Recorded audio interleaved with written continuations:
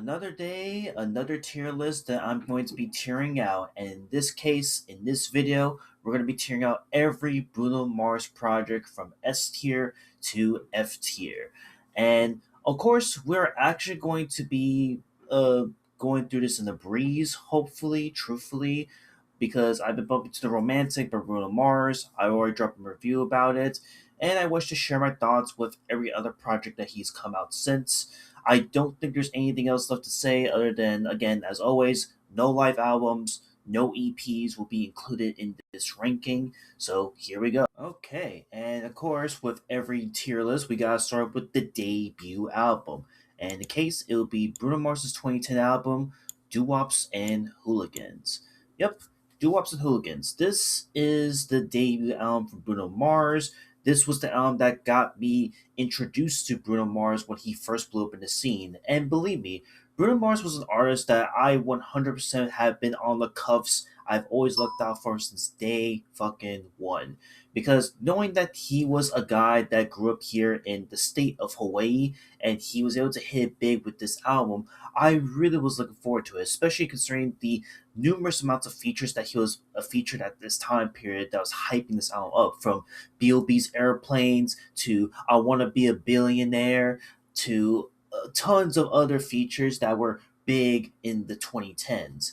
So when this album finally dropped, I was actually really impressed with it. I thought it had a lot to show for it, but I could definitely tell that over years, when you go back to this album, re-listen to it, it feels like it's stuck in an era, a time period where Bruno Mars was definitely starting off somewhere and was already established himself as one of the must look out pop artists out there. Again, songs like Grenade, Just the Way You Are, Runaway Baby, The Lazy Song, Marry You, Talking to the Moon, Liquor Store Blues, Count on Me. I think we can agree with each song that I just listed just now. Those were like the 8 songs that were promoted for this debut album, and each song in their own respectful way has become synonymous in the Bruno Mars canon. And for me, like, these songs hold a special place in my heart as Bruno Mars's most, like, really nice, really personal, showcase a lot of his vocal talents, his influences on his sleeve. With that being said, though, when you listen to this album back then, I feel like there wasn't really like a direction, a flow, a certain thing going on with this album. Like, it just showcased like, okay, hey, here's Bruno Mars. This is what I have to offer. Here are some really strong song ideas that's worth talking about, and let's see what we have to offer, right? But in all honesty, Bruno Mars did start off and came out the gate swinging. I think if there is another thing that I would also criticize too, first and foremost, is that, again, this version of Bruno Mars is completely different from the Bruno Mars we get to hear from this point forward. As again, a lot of these songs just haven't aged all too well when you really think about it. With a few songs here and there that does age well, but as I mentioned, like, there are people nowadays that are like, will you go back and listen to Wops and Hooligans, or will you go back and listen to like 24K Magic, for example? I'm just saying that this album aesthetically hasn't aged all too well, and it just feels like it's stuck in a little bubble to wrap this up. So, Bruno Mars's debut album, for its time, I'm gonna have to be critical and actually put this in the C tier. It's a good album, really good debut, but I just think that, trust me, it's gonna get better from this point forward. Because yeah, 2 years later, we would then get his 2012 album, Unorthodox Jukebox. This was considered to be like a huge, true, like, start of like what Bruno Mars has become, what he is known for, and simultaneously this is the album that for many like shows a huge stylistic shift compared to what Bruno Mars was doing in his debut, where in the debut it also felt like he was playing it safe. In Unorthodox Jukebox, I think we can confidently say he was now trying to like take a risk this time around and showcase different genres, different vocal ranges, and different song subject matters that were unprecedented for its time when this came out. Now, I understand that there's some criticism with this album as of late, where some people have said that, okay, this is basically Doo-Wops and Hooligans 2.0, but there wasn't really a whole lot of substance out there. But when you really look into like how this album kicks off, the production that's put into this, the performance in this, I think that this album does stand on its own 2 feet and is one of the more respectable projects when you look at the Bruno Mars canon.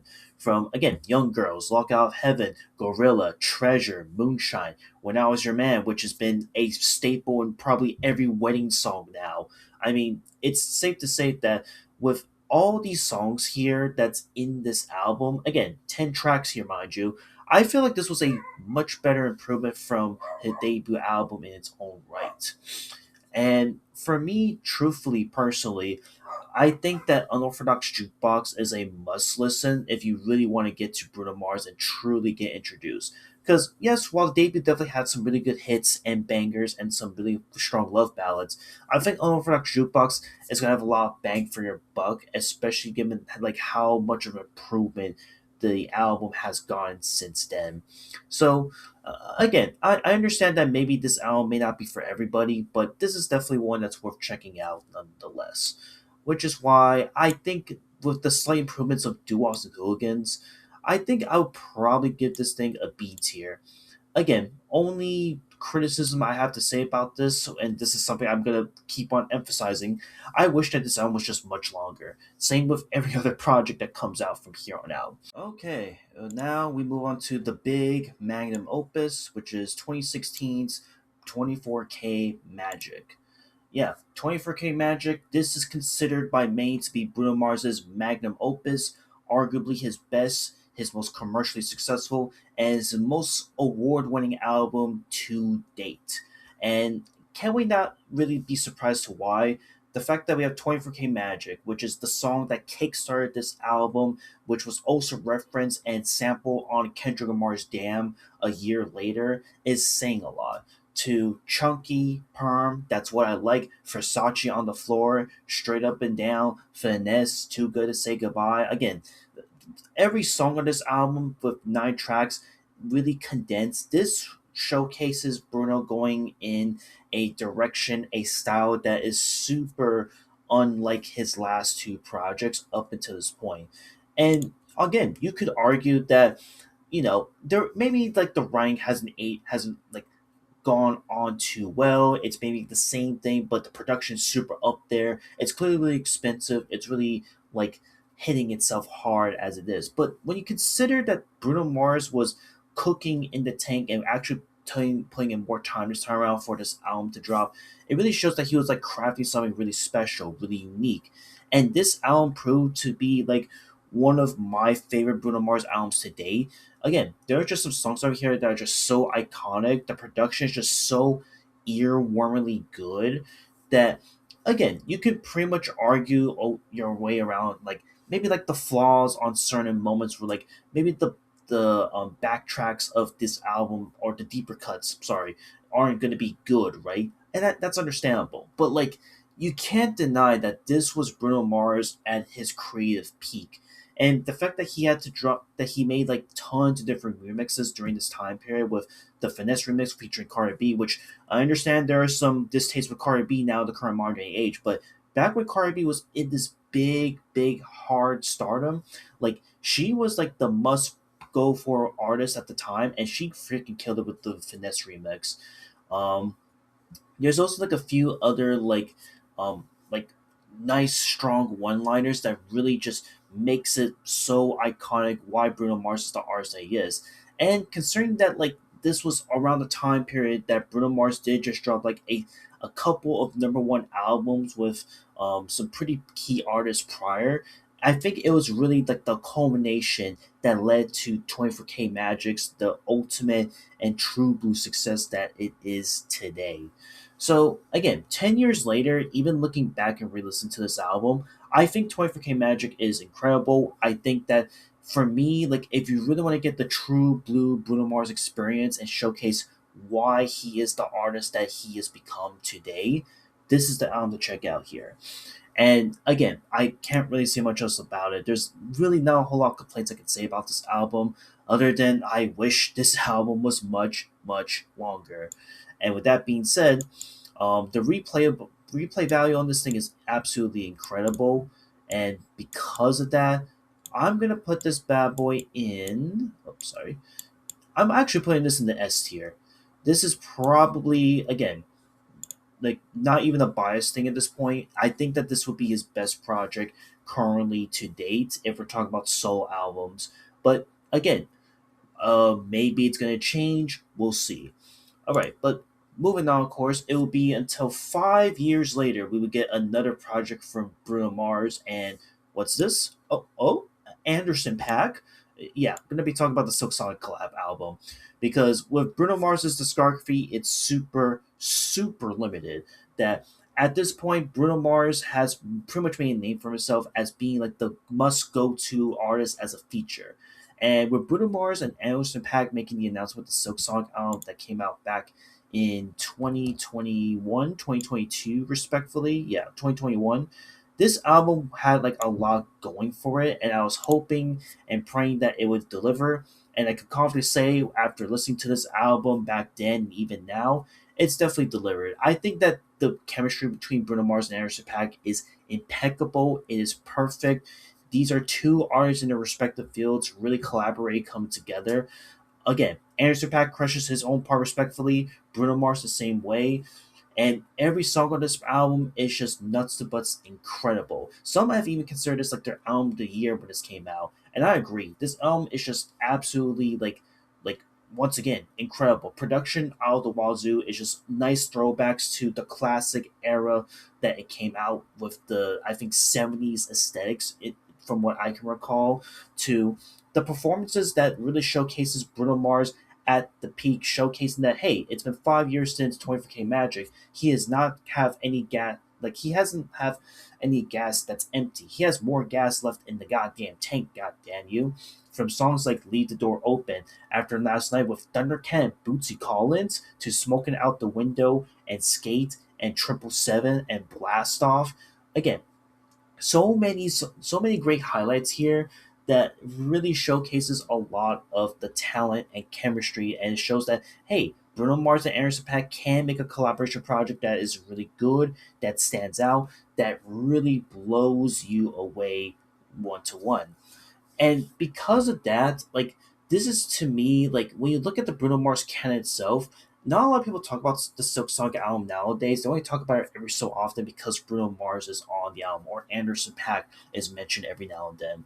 I think that this is an underrated project when you consider that there's so many strong ideas, concepts, production choices that really I wish that these two can collab once again for a sequel to Silk Sonic. Because if this is the first album to come out from them respectfully, I cannot wait to see what these two will come up with in the near future if it ever comes to that.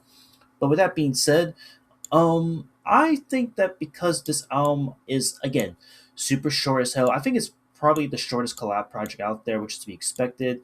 I would probably put this bad boy in the A tier. Okay, and then to wrap it up, we're gonna be talking about Bruno Mars's latest album, which just dropped with The Romantic.